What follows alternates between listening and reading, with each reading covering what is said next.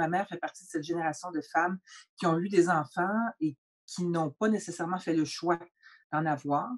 Heu, c'est quelqu'un qui savait pas quoi faire avec ses enfants et qui, aujourd'hui, aurait peut-être décidé de ne pas en avoir. Je pense qu'on a été aimés à sa manière. Ça donne des résultats particuliers et ma mère n'est pas ma meilleure amie. Mmh, Elle ne l'a mais jamais été et elle ne l'est pas plus aujourd'hui. Sauf qu'aujourd'hui, je n'ai pas le choix que d'entrer dans son intimité. Mais ce n'est pas de gaieté de cœur et ce n'est pas mon choix. Mais c'est une obligation et c'est un devoir. Avec tout ce que ça comporte, c'est un devoir.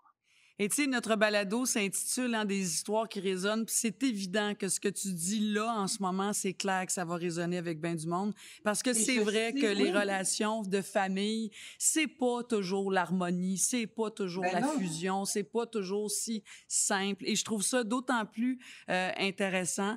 Qu'est-ce que tu voulais ajouter? Je sens que tu as comme un élan.